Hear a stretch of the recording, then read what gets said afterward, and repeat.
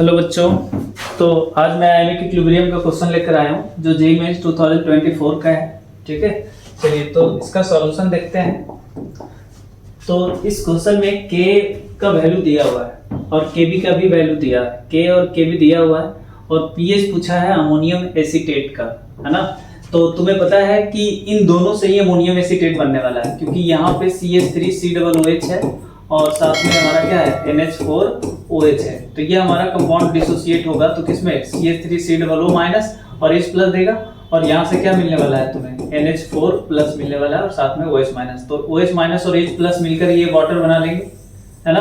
तो ये दोनों मिलकर क्या सॉल्ट बना लेगा जिसको हम लोग क्या बोल रहे हैं CH3COO NH4।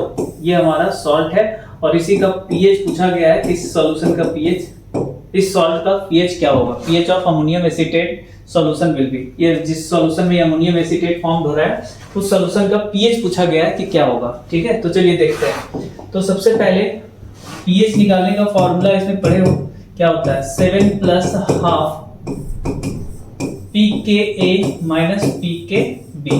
चलिए यही होता है ना। और एक चीजें देखो यहाँ पे, यहाँ दिख रहा है कि K का वैल्यू और Kb का वैल्यू क्या है सेम है।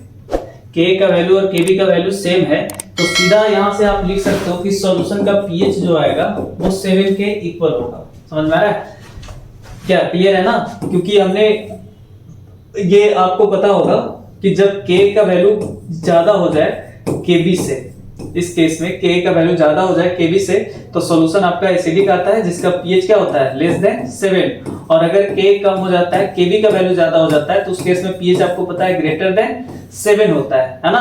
तो यहाँ पे K और Kb का वैल्यू बराबर दिया हुआ है, देखो ना दोनों का वैल्यू दिया है और दोनों का वैल्यू सेम है। मतलब इस सॉल्यूशन का जो pH होगा वो डायरेक्टली कितना लिख सकते हो 7 लिख सकते हो। आप चाहो तो इसे कैलकुलेट भी कर सकते हो यहाँ से इस फॉर्मूले से, है ना। कैलकुलेशन करेंगे तो pK निकालना होगा तो आपको पता है pK कैसे निकालते हैं। pK निकालने के लिए minus log concentration of K लेते हैं और sorry minus log concentration minus log K लेते हैं। तो माइनस लॉग और K का वैल्यू रख दो 10 टू द पावर माइनस 5। तो यहाँ से क्या लिखोगे 5 माइनस लॉग 1.8, 5 माइनस लॉग 1.8। तो यहाँ से 5 और इसका 1.8 का वैल्यू कितना आता है 0.25 के आसपास शायद आता है। ठीक है, तो यहाँ से आपका वैल्यू क्या आ गया 4.75। तो जिस तरह से 4.75 K का वैल्यू आया है उसी तरह से इसका भी आएगा। तो यहाँ से 7 प्लस हाफ और ये 4.75 और इसका वैल्यू क्या होगा 4.75। तो ये वैल्यू दोनों सेम है, डिफरेंस आपका 0 हो जाएगा। तो ये pH किसके इक्वल हो जाएगा 7 के इक्वल ही आएगा। मतलब इस सॉल्यूशन का pH आपका क्या होगा 7 होगा। ठीक है, ये आपका आंसर हो जाएगा। चलिए थैंक यू, बहुत ही आसान क्वेश्चन था ये। जेईई मेंस 2024 का क्वेश्चन है। देखो तो इस तरह का क्वेश्चन आते हैं, है ना। कितना आसान होता जा रहा है आज के डेट में जेईई का क्वेश्चन। ठीक है, चलिए थैंक यू।